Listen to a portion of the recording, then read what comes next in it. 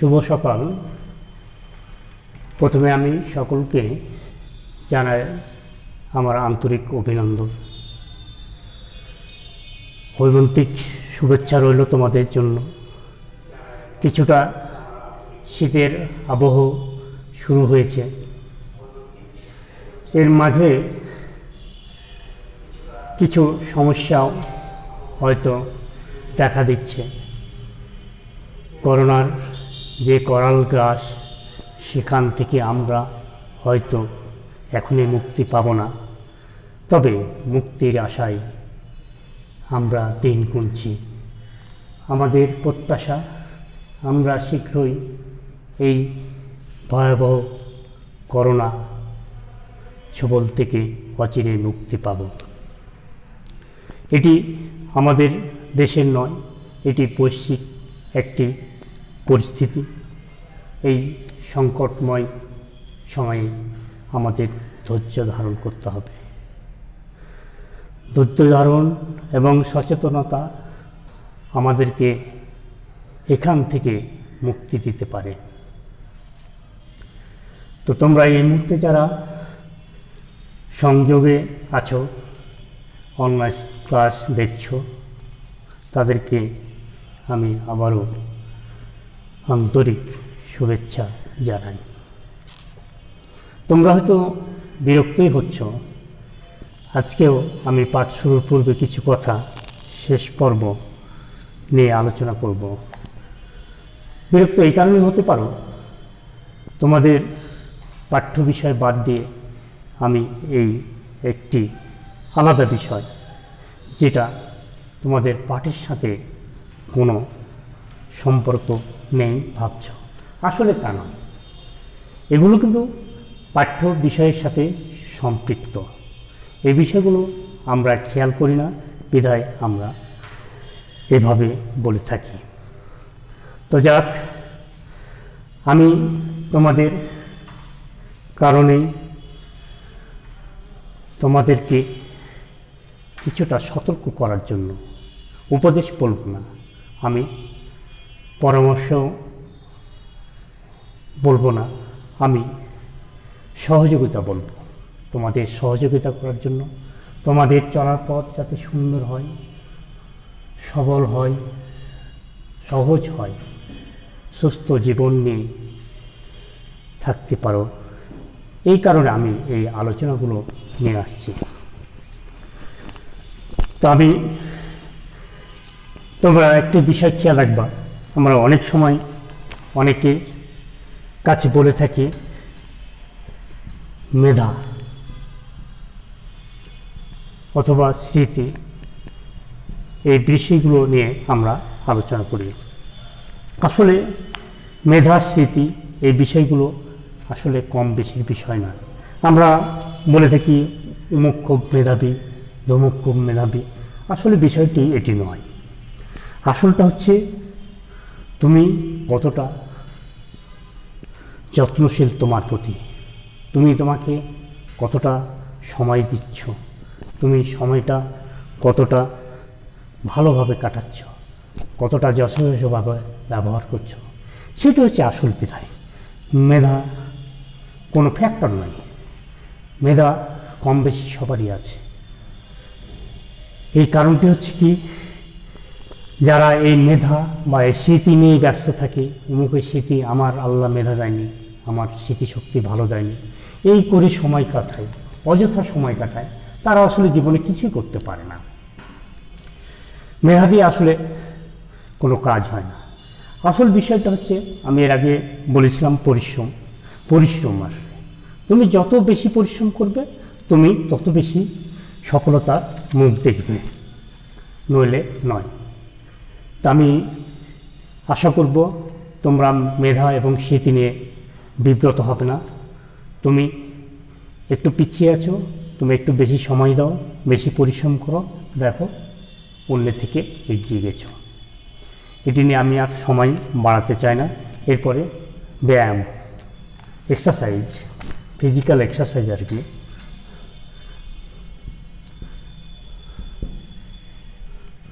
ব্যায়াম, এই সময়ে আমি এই বিষয়টি নিয়ে আসছি এই কারণে, ব্যায়াম হচ্ছে অত্যন্ত গুরুত্বপূর্ণ বর্তমান প্রেক্ষাপটে। এই যে করোনার ছবল গ্রাস, এ থেকে মুক্তির আরেকটি পথ হচ্ছে ব্যায়াম। একজন সুস্থ মানুষকে যদি বেঁচে থাকতে হয় সুস্থভাবে, তাহলে প্রতিদিন কমপক্ষে 15 কিলোমিটার হাঁটা উচিত। তুমি ভেবে দেখো তুমি কতটুক হাঁটো প্রতিদিন, অথবা সমপরিমাণ কোনো কায়িক পরিশ্রম করা, তাহলে এটি কি হবে, সম্পূর্ণ হবে, জীবনকে সুন্দরভাবে পরিচালিত করবে। আর যদি তুমি এগুলো না করো, অলসভাবে বাড়িতে বসে থাকো, শুয়ে বসে কাটাও, তাহলে দেখবে তোমাকে বিভিন্ন ধরনের অসুখ বিসুখ ঘিরে ধরেছে, তুমি আর পরিত্রাণ পাচ্ছ না। তুমি নিয়মিত ব্যায়াম করো, অন্তপক্ষে যদি না পারো জোরে 30 মিনিট হাঁটো, তাহলে তুমি কি করবে, প্রতিদিনের যে সুস্থতা সেটুক অন্তপক্ষে পাবে। যদি সম্ভব হয় 15 কিলোমিটারই হাঁটবে। এটি যদি তুমি জীবনের শেষ পর্যন্ত বজায় রাখতে পারো, তাহলে তুমি সুস্থ জীবন নিয়ে, নীরব জীবন নিয়ে বাঁচার আশা করতে পারো। বলা বাহুল্য, আমার জীবনে এটি ঘটেছে। এটি বলা উচিত নয়, আমি স্রষ্টাকে সম্মান জানিয়ে, স্রষ্টার উপরে ভরসা জানিয়ে তোমাদেরকে আমি বলতে চাই, আমি এখন পর্যন্ত একটি অ্যালোপ্যাথি ট্যাবলেটও খাইনি। আমি শুধু কিছু প্রাকৃতিক নিয়ম মেনে চলি, বিধায় আমাকে স্রষ্টা খুব ভালো রেখেছেন। এটি আমি নিজে পরীক্ষিত, এই কারণে তোমাদের বললাম আর কি। এরপরে আরেকটি বিষয় হচ্ছে কি, ধৈর্য। যে কোনো বিষয়ে তোমাকে ধৈর্য ধরতে হবে।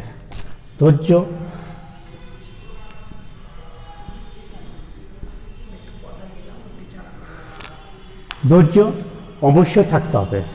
ধৈর্য যদি না থাকে, ধৈর্য চুটি যদি হয়, তাহলে তোমরা জীবনে কি করতে পারবে না, কামিয়াব হতে পারবে না। ধৈর্য হচ্ছে জীবনে একটা বিশাল ফ্যাক্টর। আল্লাহ কোরআনে বলছেন কি, ইন্নাল্লাহা মা'আস সাবিরিন। আল্লাহ কি করছেন, নিজেই বলছেন কি, আমি ধৈর্যশীলদের সঙ্গে রয়েছি। যে কোনো বিষয়ে ধীর স্থির শান্তভাবে তোমাকে কাজগুলো সম্পন্ন করতে হবে। তুমি যদি ছটপট করো, চঞ্চলতা দেখো, আসলে কাজের কাজ কিছুই হবে না। তোমার কি হবে, বিষণ্ণতা বাড়বে। তুমি কি করবে, হতাশ হয়ে পড়বে, নিরাশ হয়ে পড়বে। আর যদি তুমি ধীর স্থিরভাবে চিন্তা করো, তাহলে কি হবে, তোমার ধৈর্য যদি না ঘটে, তাহলে তুমি দেখবে যে তুমি পর্যায়ক্রমে একটার পর একটা সফলতা পেয়ে যাচ্ছ। এই জন্য ধৈর্যের খুব প্রয়োজন আমাদের জীবনে। আমাদের এই যে পরিস্থিতি, এই যে করোনা পরিস্থিতি, এখানেও আমাদের ধৈর্যের প্রয়োজন রয়েছে। আমরা ছটপট করলে হবে না, আমাদের কী করতে হবে, এই জন্য ধৈর্য দেখাতে হবে। বাস্তব যে পদক্ষেপগুলো কথা বলছে ডাক্তাররা, সেগুলো মেনে চলতে হবে। তাহলে কি হবে, আমরা এই ধৈর্য পরীক্ষায় উত্তীর্ণ হতে পারবো, এই করোনা পরিস্থিতিকে আমরা সামাল দিতে পারবো। এরপরে আরেকটি বিষয় আমরা নিয়ে আসি, সেটি হচ্ছে সাধনা।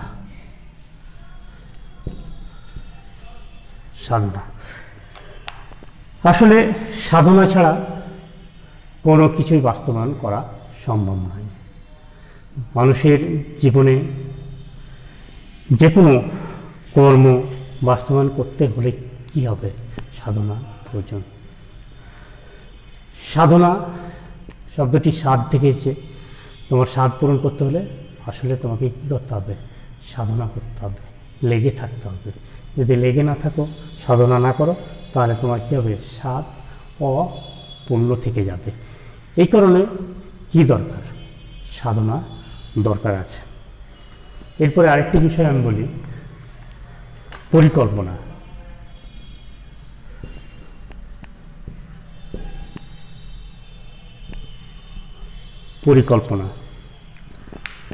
এটি ছাত্র জীবনে শুধু নয়, মানুষের জীবনে প্রত্যেকের জন্য পরিকল্পনা দরকার। পরিকল্পনাবিহীন জীবন কি হয়, তার লক্ষ্যে পৌঁছতে সক্ষম হয় না। পরিকল্পনা যদি না থাকে তাহলে তোমার জীবন কী হবে, এলোমেলো হয়ে যাবে, সুন্দরভাবে, সুস্থভাবে, সহজভাবে পরিচালিত হবে না। তুমি যদি পরিকল্পনা করতে পারো তাহলে তোমার কী হবে, জীবনটা সহজ হবে, সুন্দর হবে, সুস্থ থাকবে। এই জন্য জীবনে পরিকল্পনা দরকার আছে। ছাত্র জীবনে এটি আরও বাস্তব। ছাত্র জীবনে কেন বাস্তব? কারণ এর সাথে তোমার কি ফলাফল জড়িত সাথে সাথে, কারণ পরীক্ষা দিবা, তুমি ফলাফল পাবা, এই কারণে পরিকল্পনা তোমার দরকার। এখন পূর্বের যে রেজাল্ট বা ফলাফল সেটি নিয়ে আলোচনা না করে তুমি সামনে কি করতে চাও, তোমার যে সফলতা ব্যর্থতা ওটি ভুলে গিয়ে তুমি কি করো, নতুনভাবে পরিকল্পনা করো, অর্থাৎ ছক করো, জীবনের ছক, জীবনের পরিকল্পনা। তুমি যদি পরিকল্পনা বাস্তবায়ন করতে পারো তাহলে কি হবে, তুমি জীবনে 100% সফলতা পাবে। তোমার ছাত্র জীবনের পরিকল্পনা প্রথমত কী হবে, সবচেয়ে সর্বোত্তম রেজাল্টের প্রত্যাশা করা। তাহলে এটি তোমাকে নির্ধারণ করতে হবে। আমি সবসময় বলে থাকি ছাত্রদের, তুমি কি করবে, প্রথমে পরিকল্পনা করবে, তারপরে কি করবে, ইচ্ছা শক্তিকে কাজে লাগবে। ইচ্ছা শক্তিকে কাজে লাগবে পরিকল্পনার সাথে, এবং তার সাথে সাথে কি করবে, পরিশ্রম। এই তিনটি বিষয়কে তুমি যদি সমন্বয় করতে পারো তাহলে কি হবে, তোমার জীবনের যে চাওয়া পাওয়া সেটি অবশ্যই পূর্ণ হবে, অপূর্ণ থাকার কথা নয়। তাহলে পরিকল্পনার সাথে ইচ্ছা বা ইচ্ছা শক্তি এবং পরিশ্রম, এই তিনটি বিষয়ের সমন্বয় যদি হয় তাহলে একজন ছাত্র কি হতে পারে, সফল হতে পারে, সে যা চায় তাই পাবে, এটি নিশ্চিত। তারপরে আরেকটি বিষয় এই পরিকল্পনার সাথে আমি বলতে চাই, দৈনিক কর্ম পরিকল্পনা তোমার থাকা কথা। তুমি প্রতিদিন সকালে যখন উঠবে তখন তুমি কর্ম পরিকল্পনা তৈরি করবে, তুমি আজকে কি কি করতে চাও, এই বিষয়টি তুমি কি করো, লিপিবদ্ধ করো। তোমার ডায়েরি ব্যবহার করতে পারো, খাতা ব্যবহার করতে পারো, এর মাধ্যমে তুমি দৈনিক কর্ম পরিকল্পনা তৈরি করতে পারো। এবং তুমি শুতে যাবার আগে, অর্থাৎ রাত্রে শোয়ার আগে তুমি কী করো, এই যে তোমার দৈনিক কর্ম পরিকল্পনা তৈরি করেছিলে এটা কতটা বাস্তবায়ন হয়েছে। হয়তো 100% বাস্তবায়ন যদি না হয়, 80%, 70%, 90% একটা পার্সেন্টেজ তুমি বুঝতে পারবে যে কতটা তুমি এটি পূরণ করতে পেরেছ। যদি দেখো প্রথম হয়তো 50% পূরণ করতে পারছো, এরপরে তুমি এটাকে পর্যায়ক্রমে 100%-এ উন্নীত করতে পারবে। এর ফলে দেখা যাবে কি, তোমার যে দৈনিক কাজ সেটি কী হচ্ছে, বাস্তবায়িত হচ্ছে। এবং দৈনিক যে কাজ সেটি যদি বাস্তবায়ন করতে পারো তাহলে তোমার জীবন কি হবে, সফলতা দেখা পাবে, ব্যর্থতা তোমাকে আর ছুঁতে পারবে না। এই জন্য দৈনিক পরিকল্পনা কি খুব গুরুত্বপূর্ণ ছাত্রদের জন্য। এরপরে তৃপ্তি, একটি কথা আছে, তৃপ্তির বিষয়টিও মানুষের জীবনে থাকে। আসলে তৃপ্তি কখন মানুষের জীবনে আসে, সে যখন প্রত্যাশা করে, মানুষ যখন একটা বিষয়ে আশা করে এবং এটি যখন সে পরিপূর্ণভাবে লাভ করতে সক্ষম হয়, তার কি সেও কাজের মাধ্যমে, অর্থাৎ নিজের কাজের মাধ্যমে যখন সাকসেসফুল হয়, সফলতা অর্জন করে, তখন কি সে তৃপ্ত হয়। এবং এই তৃপ্তি কি ভয়ানক নয়, এই তৃপ্তি হচ্ছে কি অত্যন্ত চমৎকার, অত্যন্ত সুখের, অত্যন্ত ভালো। এই তৃপ্তির জন্য কি করে মানুষ, অনেকভাবে চেষ্টা করে, অনেকভাবে চেষ্টা করে। এই তৃপ্তি অর্জনের জন্য মানুষ কি না করছে এই সংসারে, তোমরা বুঝতেই পারছো আর কি। তো আমি বলতে চাই, তোমার যে কাঙ্ক্ষিত ফলাফল ছাত্র জীবনে, সেটি তোমাকে তৃপ্তি দিতে পারে। এই জন্য তোমাকে কি করতে হবে, অত্যন্ত কঠোরভাবে তোমার যে পরিকল্পনা সেটিকে বাস্তবায়ন করতে হবে। তাহলে কি হবে, তুমি জীবনে তৃপ্তি পাবে। তারপরে আরেকটি বিষয় হচ্ছে মানব প্রেম। তোমার ছাত্র জীবনে কি থাকতে হবে, মানব প্রেম থাকতে হবে, মানুষের প্রতি ভালোবাসা থাকতে হবে। প্রেমটা আসলে কি শাশ্বত, প্রেমটা হচ্ছে শাশ্বত, সার্বজনীন। তো মানুষের প্রতি যে দয়া মায়া ভালোবাসা, সেটি হচ্ছে প্রেম, এটি হচ্ছে সার্বজনীন। একজনকে গোটা বিশ্ববাসীকে প্রেম প্রদান করতে পারে, সকলের জন্য কাজ করাটাই হচ্ছে কি প্রেম। সকলের জন্য কি কি কাজ, ভালো কাজ, ভালো কাজটাই হচ্ছে কি প্রেম। একজন মানুষ কি করতে পারে, এই ভালো কাজের মাধ্যমে বিশ্ববাসীকে কল্যাণের দিকে নিয়ে আসতে পারে, কল্যাণ সাধন করতে পারে। একজনের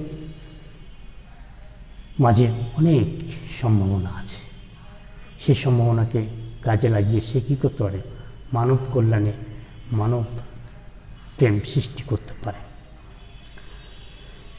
এরপরে আমরা দেখতে পারব ছাত্রছাত্রীর সফলতা। ছাত্রছাত্রীর সফলতা,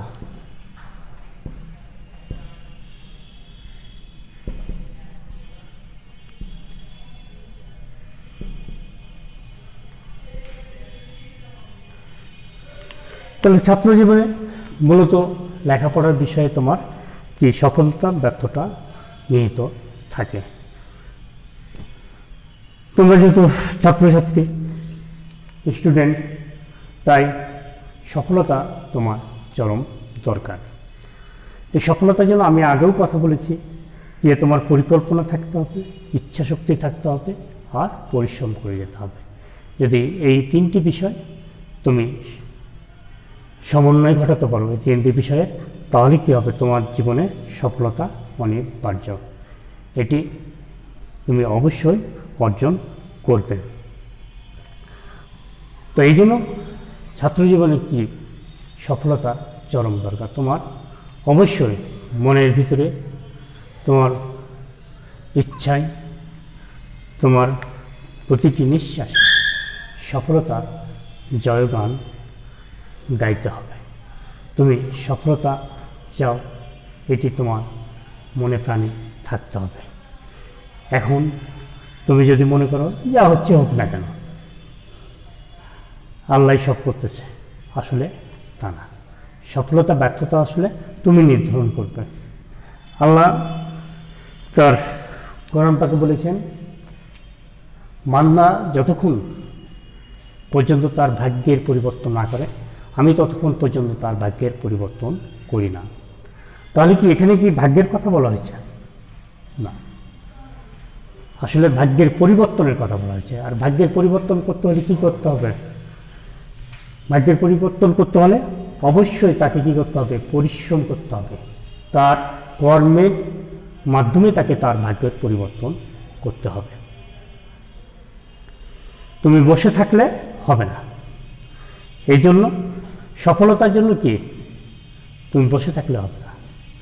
ছাত্র জীবনে চাওয়া পাওয়া অবশ্যই সফলতা মাধ্যমে, কিন্তু তুমি যদি বসে থাকো তাহলে তুমি সফলতা অর্জন করতে পারবে না। এই জন্য তোমাকে তোমার যে দৈনন্দিন কাজ সেটি অবশ্যই পালন করতে হবে। যদি পালন করতে পারো তাহলে তোমার জীবনে সফলতা এসে ধরা দেবে।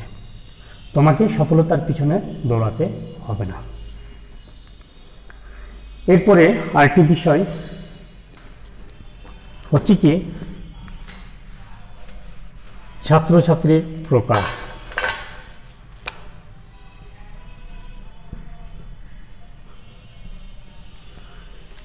এটা একটি গুরুত্বপূর্ণ বিষয়। আমি ছাত্রছাত্রীকে দুই ভাগে বিভক্ত করি, দুটো দলে বিভক্ত করি। ছাত্রছাত্রীরা একদিকে যারা সঠিকভাবে সঠিক পন্থায় নিয়মিত কাজকর্ম করে, আমি তাদেরকে বলি কি মনোযোগী ছাত্র বা ছাত্রী। আর যারা কি করে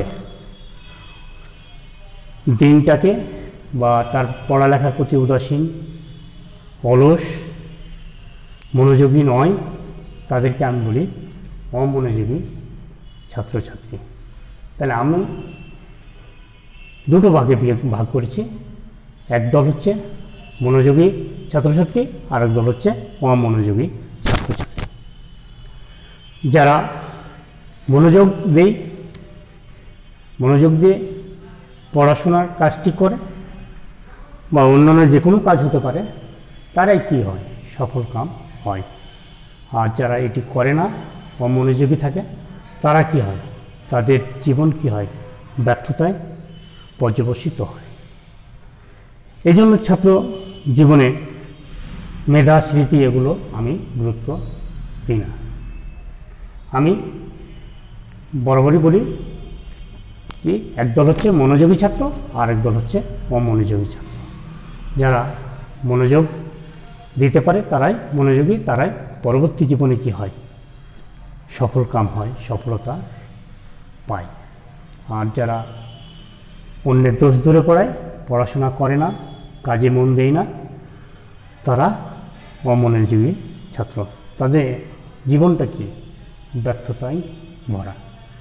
তারা বিষণ্ণ হয়, নিরাশ হয়, আশাহীন হয়ে যায়, তারা মনে ব্যথা পায়।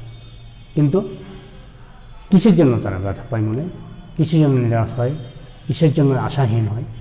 এই কারণগুলো একটি মাত্র কারণ, সেটা হচ্ছে এই যে যারা গুরুত্ব সহকারে পড়াশোনা করছে, মনোযোগ দিচ্ছে, এটি কারণ, অন্য কিছু কারণ নয়। এই একটি কারণের মাধ্যমে তারা পিছিয়ে পড়ে, তারা আর এগোতে পারে না। ফলে তারা বলছে কপালে ছিল বা ভাগ্যের দোষ না। আসলে ভাগ্য বা কপাল এটি কোনো বিষয়ই না। আসলে ভাগ্য কি করতে হবে, নিজেকে গড়ে নিতে হবে। তুমি তোমার ভাগ্যের পরিবর্তন না করলে তো আল্লাহ ভাগ্যের পরিবর্তন করবে না, এটি বলে দিয়েছে। এই কারণে তোমাকে কি করতে হবে, ছাত্র জীবনে শুধু নয়, বাস্তব জীবনে এবং সমগ্র জীবনে, মানুষের জীবনে কি করতে হবে, মনোযোগী থাকতে হবে যে কোনো কাজকর্মে। তাহলে কি হবে, সে সফলতা দেখা পাবে। এরপরে আরেকটি বিষয় হচ্ছে কি সচেতনতা। তোমাকে কী করতে হবে, প্রত্যেকটা বিষয়ে সচেতন থাকতে হবে, সজাগ থাকতে হবে। সচেতনতা যদি তোমার ভিতরে না থাকে,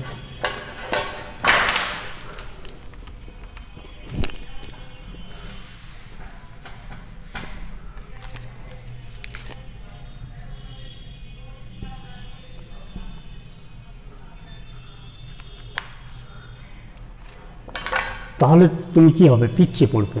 কোথায় কখন কি হচ্ছে, কোন কাজটি কখন করতে হবে, এই বিষয়গুলোতে কি করতে হবে, সতর্ক থাকতে হবে।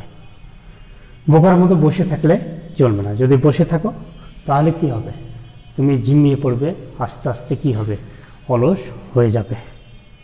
এই জন্য তোমাকে কি করতে হবে, সজাগ থাকতে হবে, সচেতন থাকতে হবে। সচেতনতা এই জন্য ছাত্র জীবনের অত্যন্ত গুরুত্বপূর্ণ বিষয়। এরপরে আরেকটি বিষয় হচ্ছে আত্মসমালোচনা। আমি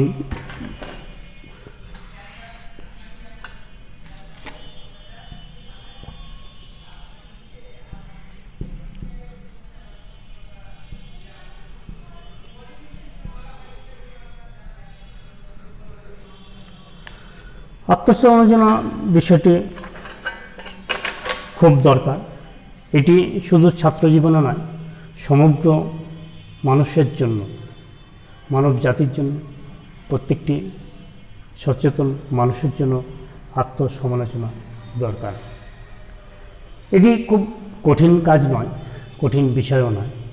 আমরা কি করতে পারি, জাস্ট যখন ঘুমোতে যাব তার পূর্ব মুহূর্তে আমরা কয়েক মিনিট সময় নেব, তাহলে আমরা কি করতে পারবো, এই যে আত্মসমালোচনার বিষয়টি এটি দেখতে পারবো আর কি। কিছুই না, আত্মসমালোচনার বিষয় হচ্ছে কি, তুমি প্রতিদিন যে কর্ম পরিকল্পনা তৈরি করেছিলে এটি কী করতে হবে, রিভিউ করতে হবে। তোমাকে ঘুরে ঘুরে দেখতে হবে আসলে তুমি কি কি কর্ম পরিকল্পনা ছিল এবং কোনটা তুমি বাস্তবায়ন করতে পেরেছ, এই বিষয়টা দেখা। যদি সবগুলো না পারো বা যেগুলো বাদ পড়েছে, তুমি পূর্বদিন যে কর্ম পরিকল্পনা ছিল সেটা পরের দিন কি করবে, বাস্তবায়নের চেষ্টা করবে আর কি। আত্মসমালোচনার দ্বারাই কিন্তু আত্ম উন্নয়ন ঘটানো সম্ভব। আত্মসমালোচনা না থাকলে আত্ম উন্নয়ন সহজে হয় না। এই জন্য আত্মসমালোচনা খুবই দরকার। তুমি যদি আত্মসমালোচনা করো তাহলে তোমার যে ভুল ত্রুটি, যে সত্য মিথ্যা, সেগুলো সবগুলোই বিষয়ে আসবে আর কি। তাহলে তুমি কী করতে পারবে, একজন পরিশুদ্ধ মানুষ হতে পারবে আত্মসমালোচনা দ্বারা। তুমি যদি রিভিউ করো, দেখা যায় তুমি আজকে কয়টা মিথ্যা কথা বলেছো, কয়েকজন মানুষের সাথে প্রতারণা করেছো, তোমার যে কর্ম পরিকল্পনা ছিল কতটুকু বাস্তবায়ন করেছিল। এবং এই আত্মসমালোচনার দ্বারাই কী করতে হবে, পরবর্তী দিনের জন্য, আগামী দিনের জন্য কী করতে হবে, শপথ গ্রহণ করতে হবে কি আমি এই ধরনের খারাপ কাজ আর করব না, মিথ্যা বলবো না। এভাবে আত্ম উন্নয়ন ঘটানো সম্ভব। এবং আমার যে কাজে গাফলতি ছিল সেগুলো যেন আর না হয়, সেই দৃঢ় প্রত্যয় নিজের প্রতি সৃষ্টি করতে হবে। এই দৃঢ় প্রত্যয় যদি থাকে তাহলে কী হবে, আত্ম উন্নয়ন ঘটবে। আত্ম উন্নয়ন ঘটলে কী হবে, তুমি একজন পরিশুদ্ধ মানুষ হতে পারবে, সফল মানুষ হতে পারবে। এই হচ্ছে মোটামুটি তোমাদের জন্য পাঠ শুরু পূর্বে কিছু কথা। এই বিষয়গুলো আমি বিভিন্ন কারণে নিয়ে আসছি, যদিও তোমরা এই বিষয়গুলো আগে থেকে জানো। এটা জাস্ট তোমাদের কাছে কি রিভিউ করার, এটা তোমাদেরকে আরেকবার কি টাচ করা, তোমাদের টনকে দেওয়া আর কি, যেন তোমাদের টনক নড়ে আর কি। এই হচ্ছে বিষয়টা আর কি। আসলে তোমাদেরকে বিরক্তই করছি আর কি, আমি বিরক্তির কারণ আর হয়তো হব না আর কি। সামনে আমি তোমাদের ক্লাসে এই যে একটা বই দেখতে পাচ্ছ আর কি, সহজ পাঠ উপন্যাস ও নাটক একাদশ দ্বাদশ শ্রেণীর জন্য আর কি, আমি তোমাদের উপন্যাস এবং নাটক পড়াবো আর কি। এই বিষয়গুলো নিয়ে আলোচনা করব। উপন্যাস, যে উপন্যাসটি তোমাদের সিলেবাস আছে সেটি হচ্ছে লালসাল উপন্যাস, যার লেখক হচ্ছে সৈয়দ ওয়ালিউল্লাহ। এটি নাম তোমরা শুনেছ আর কি। ছোট্ট একটি উপন্যাস, পরিধি বড় না হলেও এতে যে জীবনের যে বাস্তবতা, জীবনের যে আশা আকাঙ্ক্ষা, সেই জীবন ভিত্তিক ব্যক্তি জীবনে যে দুঃখ বেদনা কষ্ট, সেই বিষয়গুলো এই উপন্যাসে উঠে আসছে। এখানে ধর্মান্তর বিষয়টি আছে, মাজার আছে, এই বিষয়গুলো আছে। তার মানে একজন মানুষ কোন পরিস্থিতিতে, কেমন পরিস্থিতিতে নিজেকে সামলায়, সেই বিষয়গুলো উঠে এসেছে। আরেকটি বিষয় আছে নাটক আর কি। তোমাদের জন্য সিরাজউদ্দৌলা নাটক, যার রচয়িতা হচ্ছে সিকান্দার আবু জাফর। তো এই দুটো বিষয়, তাছাড়া সাহিত্যের আরও বিষয় আছে। তোমাদের বাংলা প্রথম পত্রের গল্প আছে, সেগুলো আমি পড়াবো আর কি, পড়াবো অর্থাৎ আলোচনা করবো আর কি। তো আমি তোমাদের পরবর্তী ক্লাসে উপন্যাস নিয়ে হাজির হব। তো আমার কথা হচ্ছে কি, তোমাদের জীবনে আমি দুটি পর্বে যে পাঠ শুরুর পূর্বে কিছু কথা আলোচনা করলাম, এই বিষয়গুলো কি করবে,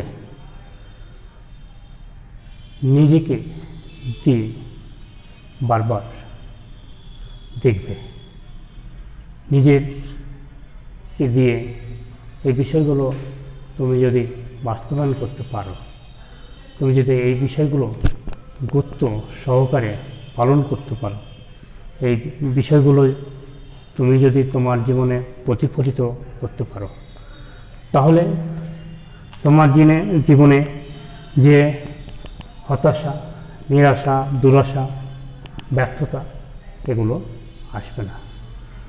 তোমার পিছনে কি ছুটে বেড়াবে শুধু সফলতা আর সফলতা। আর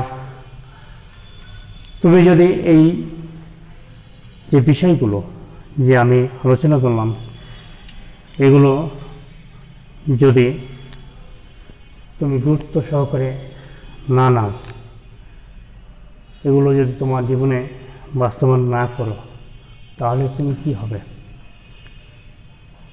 ব্যর্থতায় পর্যবসিত হবে, জীবন কি হবে? ব্যর্থ হয়ে যাবে।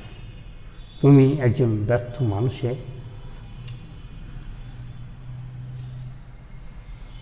পরিণত হবে।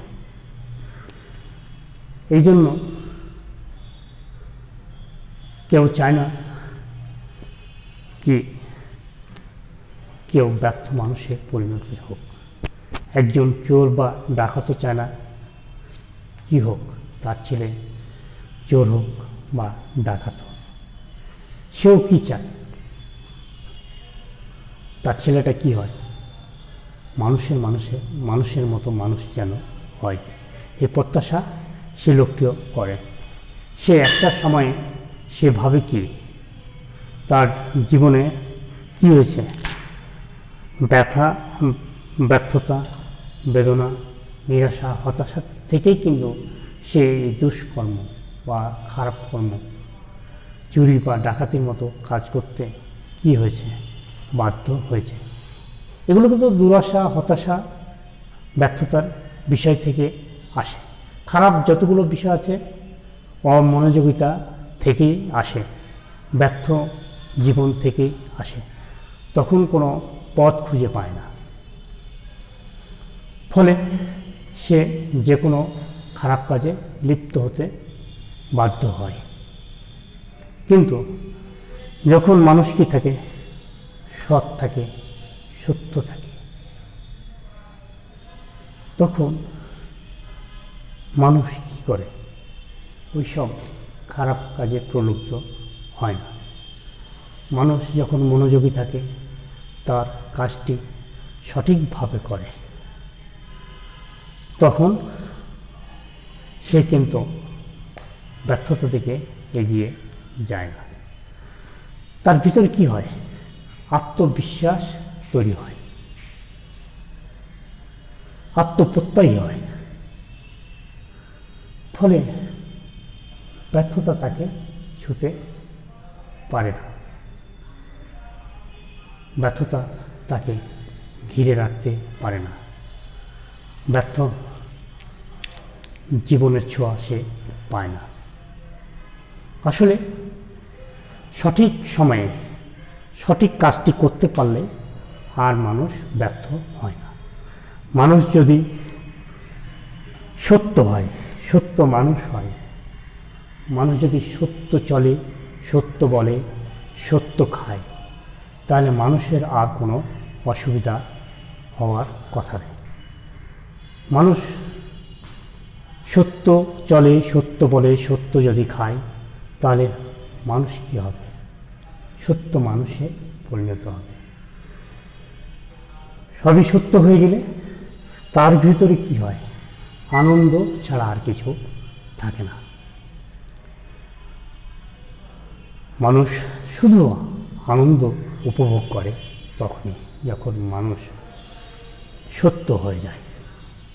আর যদি মানুষের ভিতরে সত্য এবং মিথ্যা দোলাচল চলতে থাকে, কিছু সময় সত্য বলছে, আবার কিছু সময় মিথ্যা বলছে, তাহলে কি হয়? মানুষ দ্বিধাদ্বন্দ্বে ভুগতে থাকে। তার জীবনটা কি দুই ভাগে ভাগ হয়ে যায়। সব সময় কি হয়? মারামারি কাটাকাটি চলতে থাকে।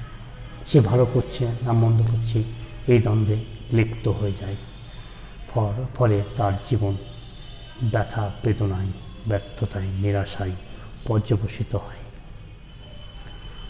এই কারণেই মানুষের জীবন তখন শুধু নিষ্কাম হয়ে পড়ে। মানুষ আর তাকে নিজেকে ভালোবাসতে পারে না। মানুষ যতদিন নিজেকে ভালোবাসতে না পেরেছে, ততদিন সে আসলে মানুষের মতো মানুষ হয় না।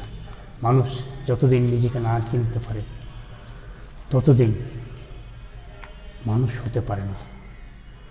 এই জন্য প্রত্যেকের উচিত জীবনে সত্য প্রতিষ্ঠা করা।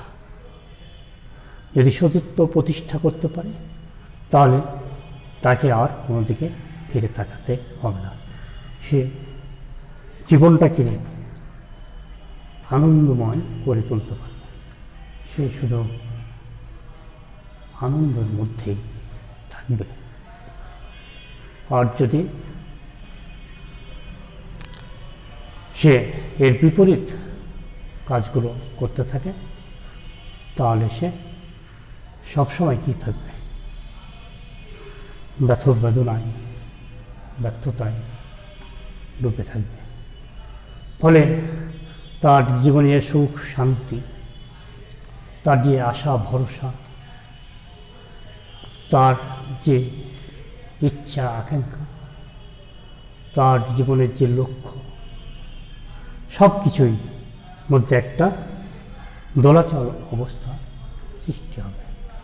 সে কোন দিকে যাবে আর কোন দিকে যাবে না, সে কোনো কোন খুঁজে পাবে না। এই কারণে সত্য জীবনের উপর আমাদেরকে গুরুত্ব দিতে হবে। সত্য জীবনে যদি আমরা উপনীত হতে পারি, তাহলে আমাদের চলার পথ খুব সহজ হয়ে যাবে, খুব সুন্দর হবে, তাতে কোনো সমস্যা নেই। এই জন্য সত্য জীবনের জন্য আমরা কি করব? আপ্রাণ চেষ্টা করে যাব। সত্য যেন আমাদেরকে কি করে? আলিঙ্গন করে, আমাদেরকে সত্যের পথে ধাবিত করে। সত্যই যেন আমার প্রত্যয় হয়, সত্যই যেন আমার চলার পথের সাথী হয়, সত্য যেন আমরা খাই। তাহলে আমরা সত্য জীবনের পথিক হই। তাহলে সত্য জীবনে প্রতিষ্ঠিত হয়ে যাবে এবং আমাদের জীবন আনন্দময় হবে। এই প্রত্যাশা রেখে আজকের মতো আমি তোমাদের কাছ থেকে বিদায় নিচ্ছি। তোমরা আগামী দিনগুলো ভালো থাকবে, এই শুভকামনায় শেষ করছি। আল্লাহ হাফেজ।